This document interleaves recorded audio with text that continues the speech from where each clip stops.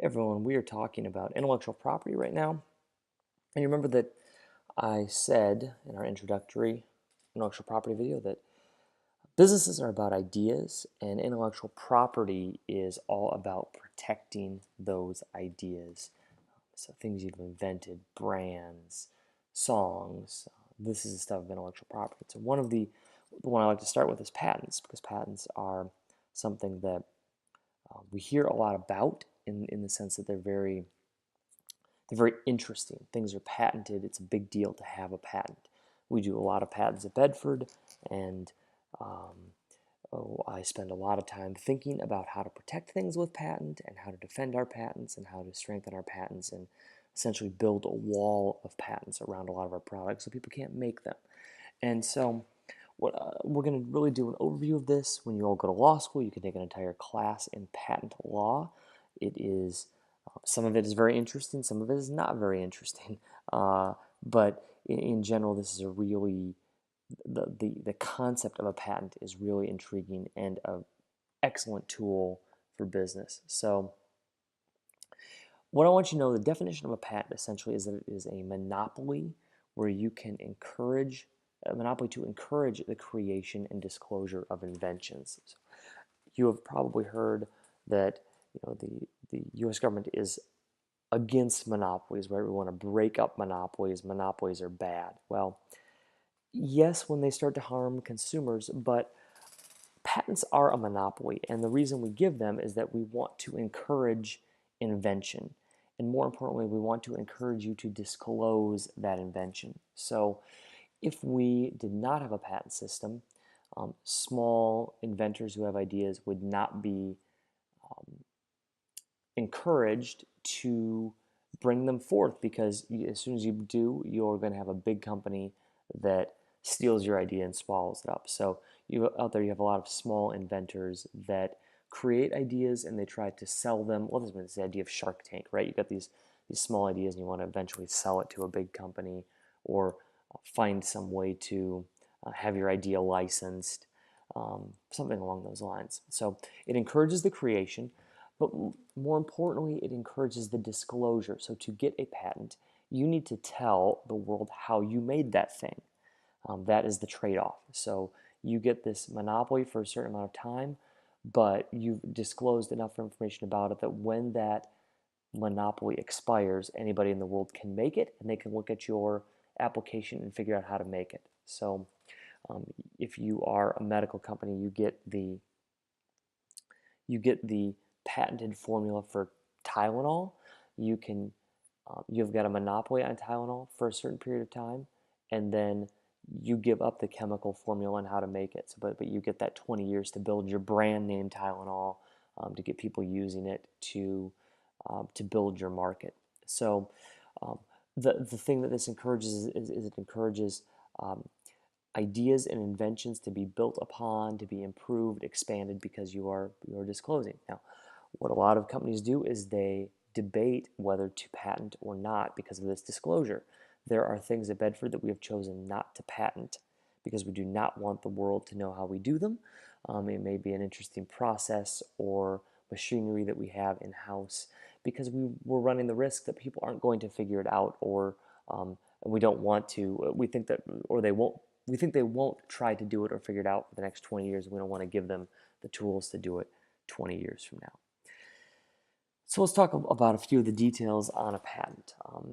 There are a couple different systems, but in general, it is first to file. So this is a rush essentially to the patent office. When we have an idea that we think is a good idea, we hurry up and try to get it filed as soon as possible, because it is the first one to make a file. It's like first come, first serve. The first one to say they got the idea, claim their stake in the ground. It is theirs to patent. So if you are a day late and somebody invents it before you, you are out. Even though maybe you created the idea a month ago, but you hadn't filed it, you are out. First to file. And that is the reason our system is like that is because that's the international system. And so we tried to get this actually changed a couple years ago, to try to make the American system cooperate more with the international European patent systems. So what is patentable? Well, processes, machinery, things that you manufacture, compositions of matter, and that can be a little bit, what's the composition of matter? Um, can you patent DNA sequences? Can you patent, um, uh, you know, uh, recreate the heart out of cells? Could you patent that? Well, I don't know. So those are things that people debate. Improvements, you can patent ornamental designs. That's a completely different area called design patent. We're not going to worry about that too much right here, but there are design patents. You can patent plants, and we've talked, either we have in this class or we'll talk about uh, um, patenting issues with corn and soybeans and how they propagate in the wind, and then essentially that patented product is sort of naturally replicating itself. You get a 20-year monopoly, so that it can be a very long time. Now there are several, when you're granted a patent, there are several points throughout those 20 years that you need to refile things, otherwise the patent expires. So there is a bit of making sure that you want to keep it alive. You don't automatically get 20, you get like 7 or 10 years to start with, and then you have to refile throughout. Otherwise, your patent expires and it becomes public domain. So what's this process look like? Well, typically to get a patent, it's about a 3-year process, which can be a very long time, and that is one of the downsides of patenting, is that you've got a great idea, but you are waiting a while. It is not a fast process. So what happens is that when you start this process, you file at the U.S. Patent and Trademark Office, and then they do a search for prior art.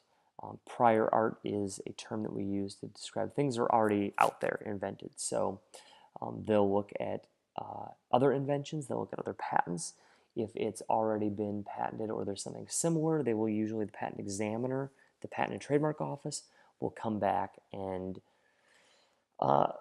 essentially give you a list of the things that they say are too similar, and then you have to go back and forth arguing about why yours is different, why they got it wrong, and this is called patent litigation. Okay, so and you have a patent attorney who does this process. Typically, this costs around $10,000, and that's if you don't have a lot of that litigation. So it can cost more, especially if you're filing international patents, but depending on how long and how much you have to argue with the Patent and Trademark Office. Sometimes our patent examiner has even had to fly out to Washington, D.C. to sit down with the patent examiner at the Patent and Trademark Office and go through the patent with them to try to clearly explain our position and why something is different. So this can get complicated real fast. So I'm going to show you a few examples. And one of the reasons I'm doing this with slides today is that I've got a lot of slides I want to show you. So here are a couple things that are patented or parts of are patented. So a lot of people watch Apple's patent filings because this is a good way to see what Apple is thinking, several years ahead of time. Because so you file that patent, you've got this 3-year process to make sure it gets patented. Well, after 6 months to a year, your patent application becomes public. And so you can look at the artwork and the inventions, and people get to see them, and this is part of the prior art search. So you can look and you can see essentially 2 years out what Apple is trying to do. And here's an example, one Apple filed a few years ago of a wraparound screen and how they want to do this. Hard to tell, but it's certainly interesting, something we haven't seen yet. So perhaps Apple is thinking about some kind of curved wraparound screen, and they now have a patent for it. And they may never even do this thing, right? If they think maybe this is the way the industry is going to go, and so they just file a patent anyway. And we do that sometimes where we may not want to make it right away or ever, but we file a patent just to block and to lock something out so other people can't make it for a certain time, or they can't patent it and block us out. So there's a bit of strategy to all of this. The page up, page down buttons were actually, or the function was actually a patented process, believe it or not. And so for a while, and so this is like a Microsoft patent, I think. We can look it up. But essentially, you did not see for a long time, until the patent ran out, you did not see page up, page down buttons on an Apple. If you have an older Apple It might not have it, but probably most of you don't at this point have that old of an Apple. It's been a few years, but it was these buttons essentially jumped up and down a page, and instead Apple had to scroll or do something different. So there are ways around it, but hey, they blocked the page up, page down button. That's a pretty cool thing to do, right? Pretty strategic because you just made it a little bit harder. There's a patent on the Google Doodle and that process. So you don't see that. I don't know exactly what is patented in it, but we can look that up too. But there's a reason you don't see other people doing this, because they've patented that process. Probably this is getting some pretty technical information on what coding has been patented, and that's something that a lot of companies fight about. Another Apple patent, they patented a mechanism that essentially, if your phone falls on an edge, it causes the phone to lock up and not cause internal damage. So another example of an Apple patent.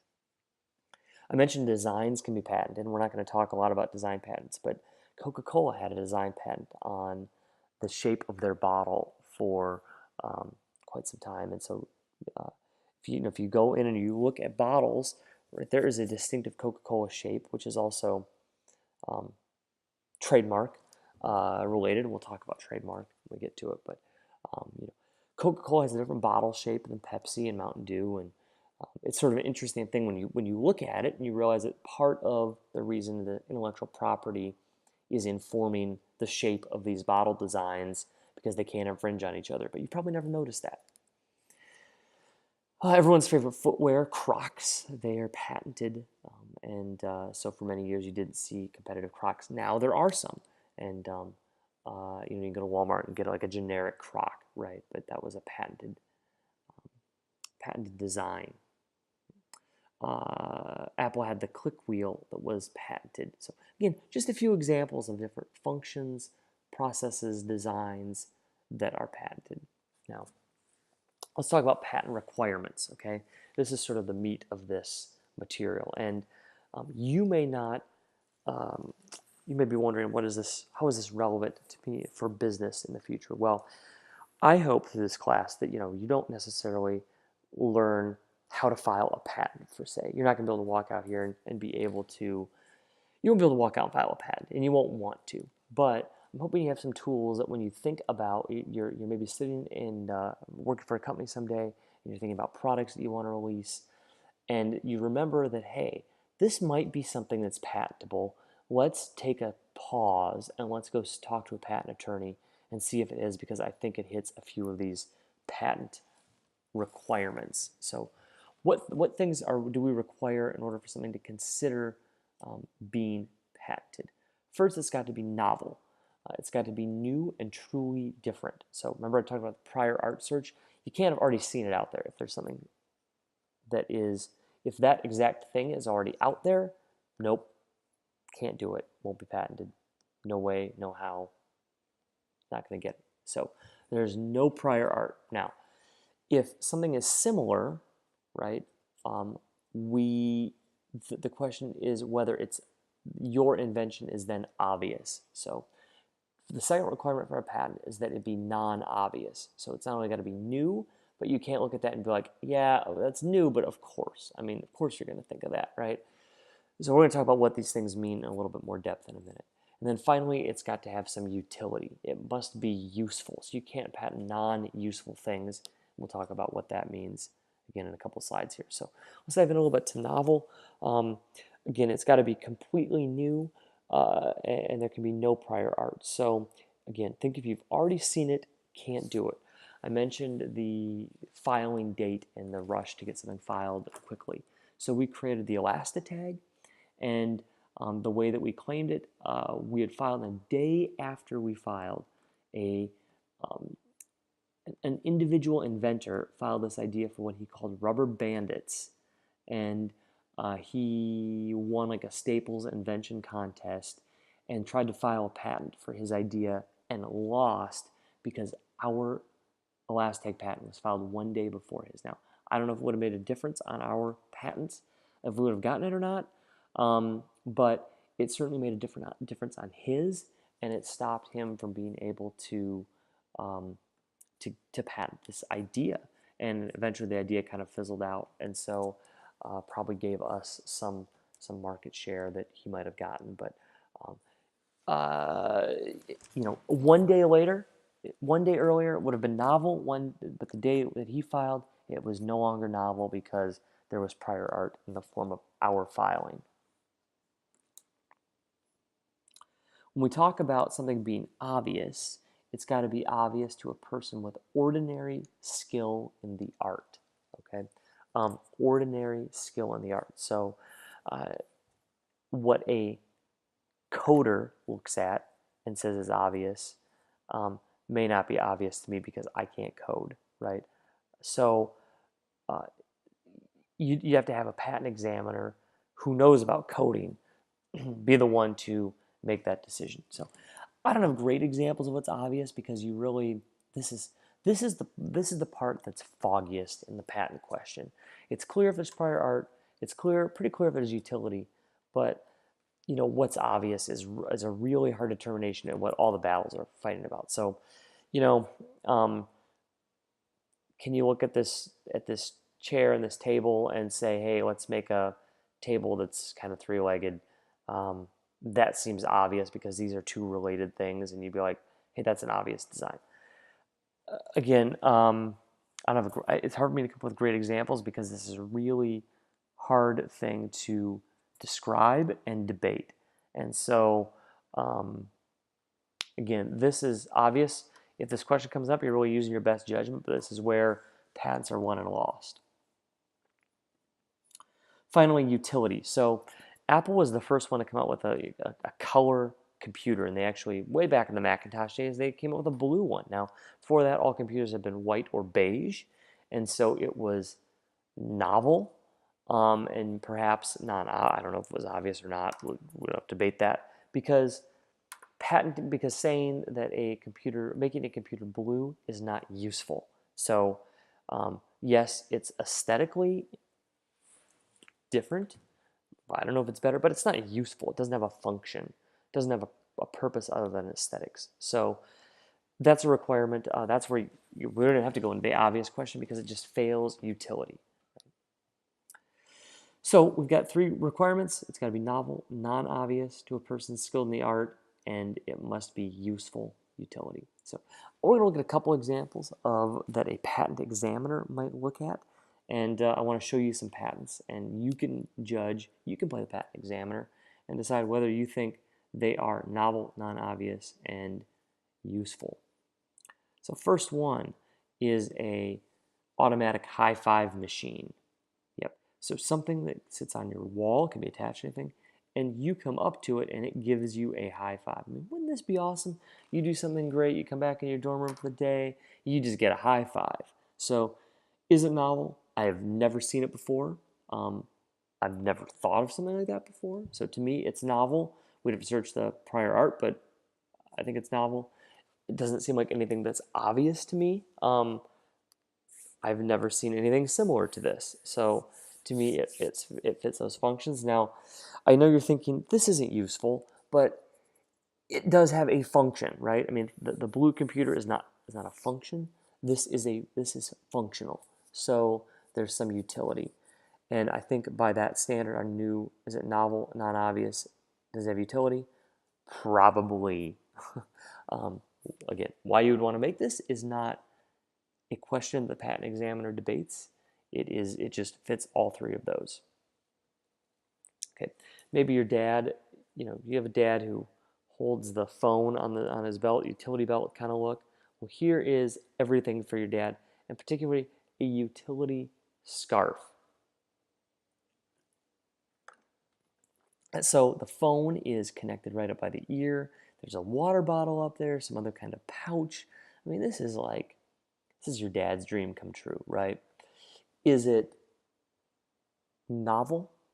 I've never seen one before. Does it have utility? Yeah, it's got a function. Okay, now is it obvious? Well, it's a little bit like a Camelback. I think taping your phone up to your ear is probably obvious because we have, Bluetooth headsets and things. Is it sort of like a hip pouch just stuck on the neck? I don't know. Maybe this is obvious. Again, there's no black or white rule here. It's just, it's up to the patent examiner. So this could fail on an obvious claim. It could be non-obvious. Depends on how the patent examiner feels, what they find out there. Here's a bicycle with a sail on it. Again, something I've never seen before. I guess it's useful, it's functional, so it's utility. I've never seen it. Presuming there's no prior art, it seems novel. Is it obvious that you take two human-powered or nature-powered, I guess it's a nature-powered and a human-powered things, and put them together? It doesn't really seem that obvious to me. I would never put these two things together. So to me, this probably fits all of them, but hey, I don't know. It's up to you. What about, so someone decided, hey, fire is great to look at. They love watching fireplaces, and people love watching waterfalls. So let's put the two together and let's have a fireplace behind a waterfall. Yeah. So novel. Okay, I've never seen it. Maybe there's something out there now. There's function, so we've hit two of them. Is it obvious? Is fireplace plus waterfall obvious? Well, I don't know. Probably not. I mean, I wouldn't have put these two things together. So maybe someone else has done something else like this by now, but it seems like it could be a winner to me. I don't know. Two left for you. Okay, here's one. Maybe you've gone to the beach. You know that problem where you're at the beach and you've had too much sun, so you put the towel over your face, but then you can't see anybody and you can't talk very well? Here's the solution, right? It is a towel with eye holes cut in it. Yeah. Novel? I guess. I don't know. Maybe you've seen this before. Utility? Sure. Obvious? Maybe. I don't know. This is a hard one. Pretty silly. Maybe it'd be okay. I don't know. Okay, you can decide on that one. Again, there's no answer that we can give you for sure. Last one. This may be really useful at Bethel, right? You got to make some room for Jesus. So here is a kissing mask. You got to stay safe these days. You never know what people are carrying around. So a kissing mask. I have never seen one before. There's never, well, all the things people try to protect themselves from these days, this may be obvious now. And it certainly has some function. I can tell by the text here, see that Fig 1 is a pretty old patent. So, at the time, it may have been something that was completely non-obvious. So you're probably wondering, did any of these things get patented? Well, in fact, all of them did, which is kind of amusing, right? Yeah, they all got through, and they're all active, or they were active patents at the time. Now, probably most of them are expired by now. I think some of these things probably wouldn't get through today. I'm guessing the kissing mask could be a lot harder to get through.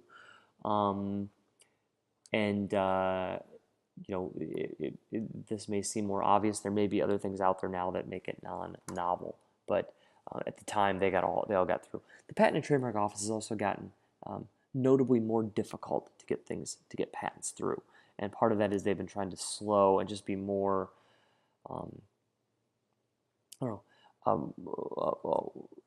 not wanting to flood the industry with patents that sort of over patents things, and trying to be, you got to be really serious these days. So, okay, well, let's move on. Now you're going to read a case called KSR versus Teleflex. I have to tell you, this is one of the most boring cases that is in this book.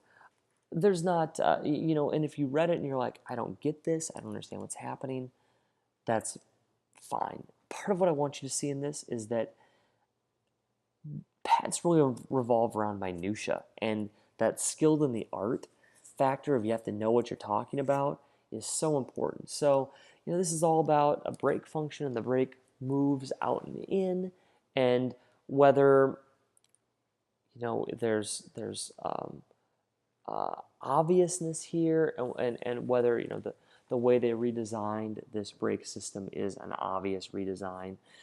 I'll let you read it.